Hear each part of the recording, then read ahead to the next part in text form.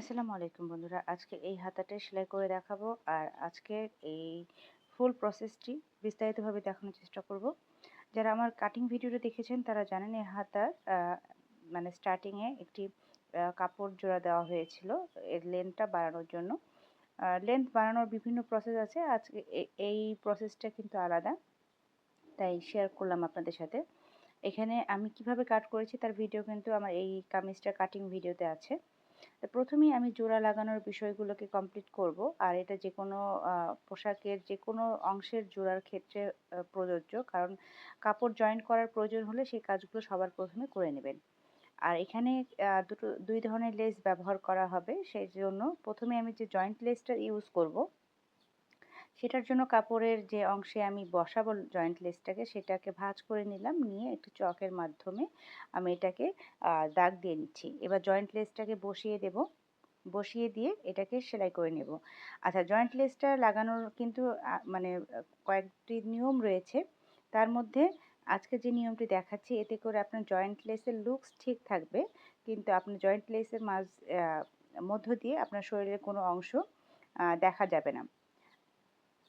এই জন্য মানে মানে এভাবে লাগাচ্ছি। এটা অ্যাকচুয়ালি এটা আপনার ব্যক্তিগত পছন্দ। আপনি চাইলে কাপড়টাকে কেটে তারপর জয়েন্ট লেসটাকে ইউজ করতে পারেন, বা আপনি এভাবে আ কাপড়ের ওপরেই বসাতে পারেন, কোনো সমস্যা নেই। আর কিভাবে সেলাই করবেন সেটাই আমি আপনাদের সাথে দেখাচ্ছি। আ এই যে আমি সেম ভাবেই লেসের অপোজিট সাইডটাকেও সেলাই করে নিচ্ছি। ভালো করে লক্ষ্য করুন কিভাবে করছি। যেহেতু আমার ক্লায়েন্ট আম চাচ্ছেন না যে জয়েন্ট লেসের মধ্য দিয়ে আ মানে শরীরের কোনো মানে অংশ দেখা যাক, তাই উনি বলেছিলেন যে কাপড়ের উপর দিয়ে সেট করে দিতে যাতে লুকস ঠিক থাকে, কিন্তু আমার জয়েন্ট লেসের ভেতর দিয়ে যেন কোনো কিছু বোঝাও না যায়। তো এই প্রসেসে লাগানোর ফলে বিষয়টা হয়েছে কি, যে দেখুন একদম কিন্তু লুকস ঠিক আছে, কিন্তু আপনার এর ভেতর দিয়ে কোনো কিছু দেখা যাচ্ছে না। এটাই অ্যাকচুয়ালি করার ইচ্ছা ছিল, যার কারণে এইভাবেই লাগালাম।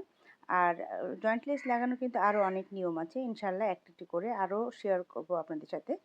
আর এই হাতাটার মুহুরির অংশে আরও একটি লেস বসবে। সেটাকে প্রথমে বসিয়ে নিলাম, নিয়ে আমি কিন্তু প্রায় ১ ইঞ্চি পরিমাণ কাপড় বাদ দিয়ে লেসটাকে বসিয়েছি। তারপর ওই যে ১ ইঞ্চি পরিমাণ কাপড় বাদ রাখলাম, সেই কাপড়টাকে মুড়িয়ে নিলাম। ২ বার মুড়িয়ে নিয়ে তারপর ওই লেসের উপরের দিকে বসিয়ে দিচ্ছি।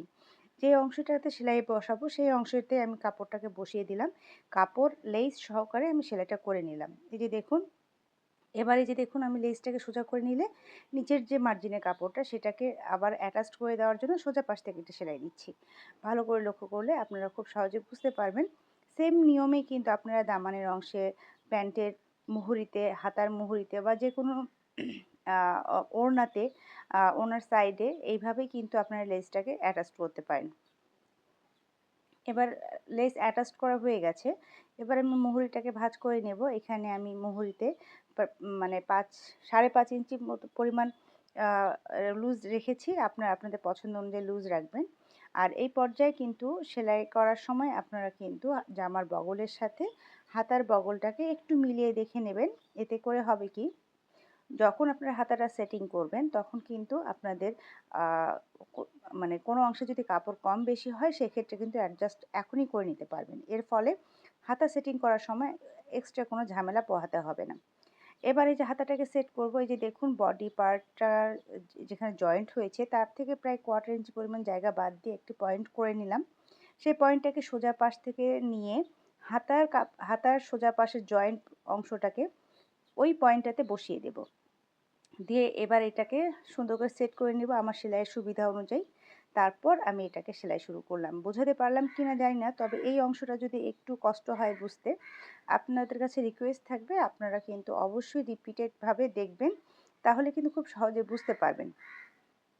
আচ্ছা, এখানে আমি 1/2 ইঞ্চি পরিমাণ মার্জিন রেখে কিন্তু আমি কাপড়টাকে সেলাই করছি। আর আর হাতার এই অংশটাতে খুব বেশি কাপড় ধরে সেলাই করবেন না, তাহলে কিন্তু আ পুটের অংশটা কম হয়ে যাবে। তখন কিন্তু একটু আ মানে অস্বস্তি ফিল হতে পারে। কারণ আপনাদের তো শরীরের মাপ থেকে কিন্তু পুটের মাপটা নেওয়া হয়ে থাকে। তো এখানে কোনো এক্সট্রা কাপড়ের ব্যবস্থা থাকে না। যতটুকু রাখা হয় ততটুকু রেখেই ততটুকু নিয়েই কিন্তু সেলাই করার চেষ্টা করবেন। এই তো হাতাটা সেলাই করা হয়ে গেছে। খুব সুন্দর ফিনিশিং এর সাথে সেলাই করা পসিবল। আর পাশাপাশি ডিজাইনটাও দেখেন বেশ সুন্দর হয়েছে। ভালো থাকবেন।